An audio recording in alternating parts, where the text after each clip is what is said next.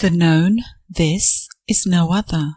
It, when closely examined, also reveals itself to be consciousness in essence. Thus the consciousness substance in both these, the known and the knower, being one alone.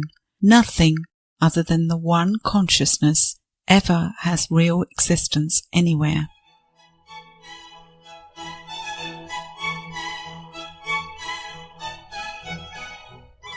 Hi, hello, welcome back to Arivu. We are working through the poem written by Sri Narayana Guru called Arivu, Consciousness, Knowledge. Sri Narayana Guru was a sage who lived between 1854 and 1928. He was recognized as a spiritual leader, and it is his work as a poet that we are enjoying here today. So here we go. This is again, as you know, it's one of my favorites, a brilliant, exciting venture, this Arivu, meaning knowledge. Why is it exciting? It is so because it is the answer of all answers to questions that plague each of us at some time or another. What I believe the Guru is trying to teach us in this verse is that this and that and the other, in the ultimate sense, has no existence apart from consciousness. Every knowledge is a distinct, specific mode of functional appearance of the indistinct consciousness, as are all feelings and emotions. I see a bird, a parakeet, sits on the tree outside.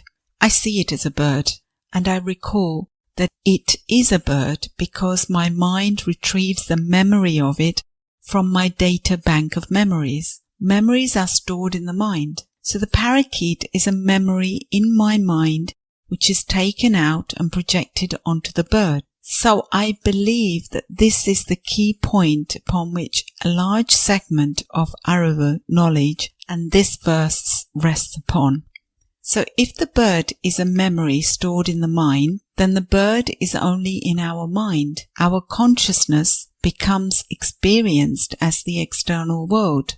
So the consciousness, that is the knowledge that knows that the bird is a parakeet, and the consciousness that functions as the knower are the same. They are not two different consciousness. Therefore, there is no reality other than one and only one consciousness that exists anywhere and at any time. These glimmers of clarity are difficult to verbalize, and I hope the poem here elucidates the essence of my understanding of this verse.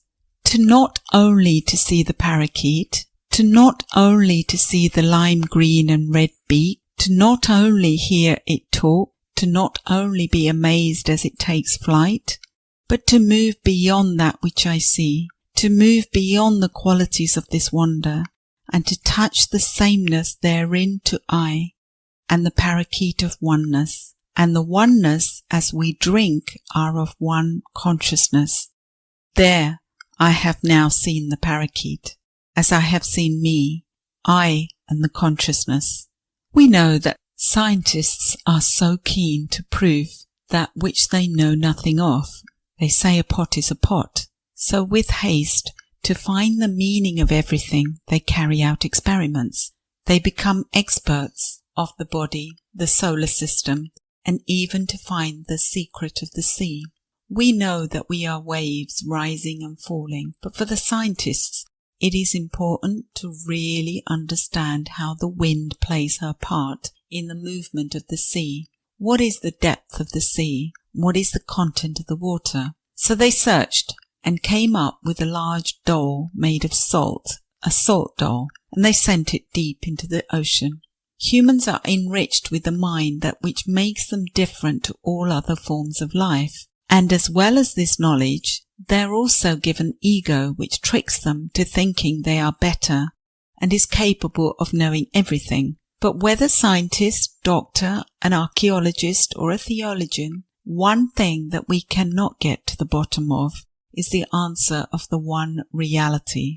To know of it needs one to merge with the self, and not to send salt dolls or ice dolls to the ocean. Of course, the salt will merge back with the ocean as one, and the mystery continues. This is how foolish we humans are in our quest to know and prove that which cannot be proven. All that one needs to do is to embrace the wonder, embrace it not with the body, but with the heart, and become one with the light. We need no tools. It is not a hunt, but a search for the truth. The one reality needs no tools. As the morning sun, just before sunrise, we don't see the sun. Still we know it is coming. We know it is there. And so the conscious reality is ever present, and you and I, we need only allow the consciousness to shine. So now I give you verse 1. Enjoy this first verse of Arivu, knowledge, consciousness, along with the explanations given by Swami Muni Narayana Prasad in his book of shorter philosophical poems of Narayana Guru. Whatever becomes an object of knowledge that could be referred to as this has no real existence apart from the knowing consciousness. Closely examined, all such objects are found to be different manifest forms of consciousness. The consciousness that assumes the form of the knowledge of the existence of objects and the consciousness that functions as the knower are not two. Therefore, no reality other than one consciousness exists anywhere at any time. We human beings think and know, and let others think and know. Doing both these alone makes us real human beings, for humans are defined as thinking animals. Making human life satisfactory also requires our knowing and letting others know. Why do we think? We have a feeling that something exists, our own existence not excluded, and that feeling is what makes us think. The experience of nothingness would not make us think. Even in the case of the experience of nothingness, the existence of that experience is undeniable. Thus the feeling that something is makes us ask, what is it that exists? Is it what we perceive with our senses that really exists? Or is it merely an illusory vision? Aren't we sure that the canopy we see over the sky is really unreal? Still we continue to see it with our eyes. Then is it not possible that everything that we perceive with our eyes is a similar illusory vision? As all such doubts arise, an intense desire to know what really exists takes root in us. The emerging of all sciences, all philosophies, all mystical visions is a result of this human urge. In spite of all these efforts, we are yet to arrive at a final and convincing answer to the fundamental question of what really exists. Something apparently exists that becomes an object of knowledge. Anything that does not exist never becomes so. It could be asked, isn't it possible to think of your having money in your pocket even when your pocket is empty? Yes, but the money you think of then, though not in your pocket, is not non-existent. It is the existing money that you are thinking of even then. Something called money exists. The characteristics and utilities of it could make you imagine it being in your pocket, even when you have no money with you. Suppose what we call money has not become part of human life, or that no such thing exists, then you will have no chance to think of it being in your pocket. Therefore, it is the existing money, not the non-existent one, that you think of. The known this. Now, we have to know what is it that really exists. This inquiry became necessary because of our feeling that something exists. That about which we have the feeling of existence is called an object. The Sanskrit word for it is Vishaya. here designated by the words, the known this.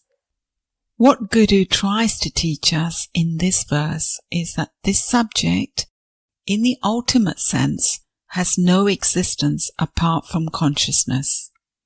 This world's existence, as far as I'm concerned, is as I am aware of it. For you, it is as you are aware of it. To assert that a world no one is aware of exists is meaningless. A world I personally am not aware of may exist, then someone else should have being to be aware of it. If no one else exists to know of it, at least God would be aware of it. Whether mine, yours, or someone else, or of God, all awarenesses are events occurring in consciousness. Every knowledge is a distinct, specific mode of functional appearance of the indistinct consciousness, as are all feelings and emotions. That means knowledges, feelings, emotions do not exist apart from consciousness. The existence of the world, the object we know, is in the form of our experiences or awarenesses. To be more specific, objects in the world are perceived with our senses. All senses enable us to have different experiences, all concerning a single world. The aggregate of such experiences gives shape to the world each one of us perceives. All experiences admittedly take place in consciousness. In other words, the physical world we perceive, even its materiality, is nothing but a specific mode of expression of one consciousness. This much is about the experience of the world in general. Now let us examine the case of every specific experience, like this is a pot, this is a plate, etc., that forms part of the world. Suppose something you've never seen or known before is shown to you and you are asked, "What is this?" You will never be able to say what it is. Why is it so? Simply because you recognize something as such and such only when the object shown has already been known to you. In your act of recognizing something, you are really recognizing something that has previously been cognized. On your having sense contact with something, you pick up a previous experience of the same sort from your memory and project it on and identify it with the object you now get into contact with. Such is the way you recognize something. For example, when you see a chair and recognize it as a chair, you first go into contact with the chair. Then the chair experience you had before is picked up unconsciously from your memory and is projected on the object before you, and then you recognize it as a chair. Is it not, then, something in your memory, in your mind, that you see as if it exists outside? If so, is it not our mind, our consciousness, that becomes experienced as external objects? Now let us take the case of the whole of the external world you constantly see directly with your eyes. What is actually within the bounds of your visual area is a small semicircular region, and everything beyond it remains unperceived. Though we consider the latter also as part of the visible world, its real existence is in your imagination as an extension of what you directly perceive. That means, of the infinitely extensive visible world, what is actually visible is merely a minute part of it. The rest of it is in your mind. You consider the latter also as part of the visible world, merely because of the possibility of directly seeing it if you reach where it is. Something existing in the imagination of the mind means its existence is in consciousness. Let us now examine what is within the visual area.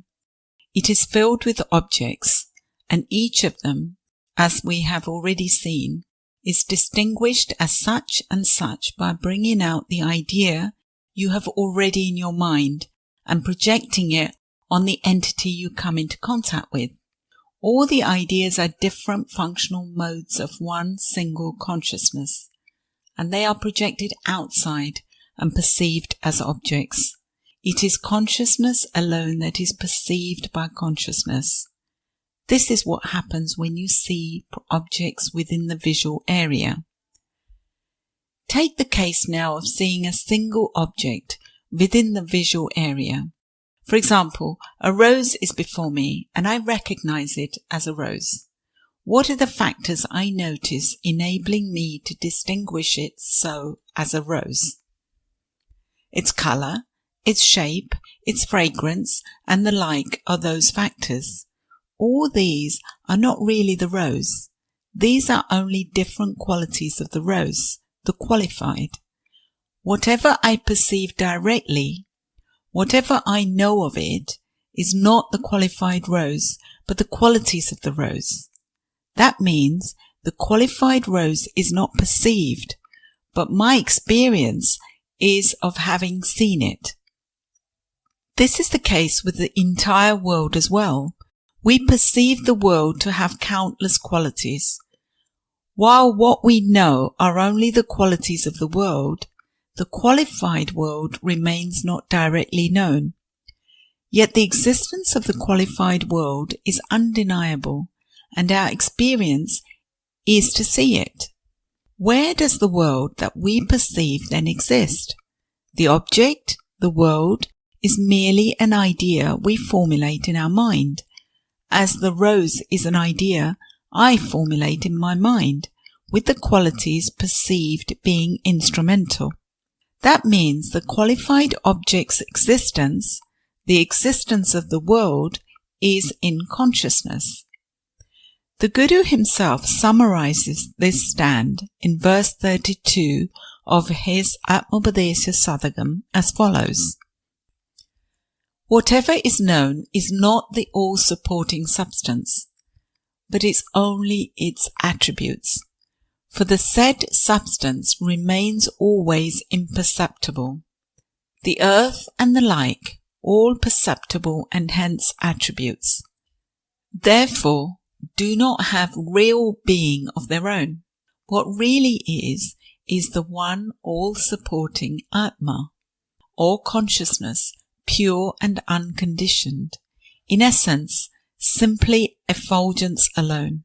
This is to be recalled constantly. Now, where do the qualities we directly perceive exist? We think least the qualities must exist outside. But how is it possible? The qualities can exist only where the qualified is. To say that a rose is here and its colour is somewhere else is meaningless. If the qualified exists in our consciousness, then the qualities also have to exist in consciousness itself. If both the qualified and the qualities exist in consciousness, then what do we perceive as existing outside? This is what is counted as Maya in Vedanta, a mysterious creative urge inherent in consciousness makes it appear both as the qualified and the qualities. Really what we call outside, where the objects are thought of as existing, as well as inside, is also nowhere else than in consciousness. Seen holistically, nature, the total of the self-unfoldment of the one reality, has no inside or outside. Both these are concepts we have created with the knowing individual as the norm. Thus, closely looked at, we realize that what appears as the objective world is no more than the variegated and never-ending creative self-expression of the one consciousness. The Guru therefore says, the known, this is no other. Nothing other than the one consciousness ever has real existence anywhere. Along with my knowledge of the object, I have also the experience that I am the one who knows, that I am the subject. Who is this I who knows? My first impression is that I am the one who is sitting at the desk and writing, but apparently it is my body that occupies the chair near the desk. This body is merely mine. It is not myself. Whatever I could predicate as mine never becomes I, because these are all possessed by me. Really, I am the one who owns all that is mine. Thus my sense organs, my mind, my intellect, and even my soul are not I, as these are all mine. Even the self that is thought of as mine is not the real self. Who or what then is this I who owns all these? It is merely a consciousness that cannot even be counted as mine. An object really becomes an object. It is to be remembered only when a subject knows it. Otherwise, it is no object at all. That means it is the subject, consciousness in essence, that makes an object. Similarly, a subject becomes a subject only when an object is perceived. The act of perceiving is the interlink between the two. Perceiving is a function of consciousness. Put otherwise, consciousness is the one substratum both in the subject and the object, or consciousness is the reality that unfolds itself as both. Everything thus is consciousness in essence. The task undertaken in this composition is a close study of this consciousness. We have just seen how what we consider as the object is really consciousness in essence. Who knows such an object? The very same consciousness. The final certitude we arrive at and the ultimate benefit of knowing are also experienced in consciousness. That means nothing outside the amplitude of consciousness happens either in human life or in the world. The present study is no exception. Consciousness is called Chit in Vedanta. Every knowledge is about something that exists. Likewise, the consciousness that knows also exists. The existence of something is an experience we have. Even when we experience that there is no jar on a table, it is the knowledge of jar's existence that allows us to make this judgment. All experiences are different forms in which consciousness functions. Seeing, touching, tasting, smelling, hearing, imaginations, emotions are all experiences, and even the materiality of the physical world is so. Every experience, admittedly, is a manifest form of consciousness. Thus, nothing exists apart from consciousness. What ultimately exists is called Sat in Vedanta. We face difficult situations in life. These worry us. Such situations arise when the coming together of subject and object do not agree with our likes and dislikes. These likes and dislikes, in their turn, have their being in consciousness, and they depend upon one's value concepts. This value sense is known as Ananda, and it, like Sat and Chit, also constitutes the essential content of consciousness. As we have already seen, creative self-unfoldment, owing to its own Maya, is inherent in consciousness, and it happens at all three levels of Sat, Chit, Ananda. As Sat, It manifests as all the objects, both existent, sat, and non-existent, asat. As chit, it becomes unfolded as all knowledges and experiences of the subject. Such knowledge could either be true knowledge, vidya, or untrue knowledge, avidya. As Ananda, it appears as both happiness, sukha, and suffering, dukkha. Having this holistic vision enables us to perceive all the trials and tribulations of life, as well as the happiness we feel, merely as part of the sporting of one consciousness. This awareness alone ensures enduring peace in life. Guru himself, in his Atmapadesha Sadhagam, asserts, a divine sport going on beginningless in the one pure and unconditioned consciousness, Atma, indeed is all this. That brings us to the end of verse 1 and the explanations. I hope you've enjoyed listening to this verse 1. Until next time, when we will be looking at verse 2, thank you for listening. It's been a pleasure spending time with you, and thank you once again.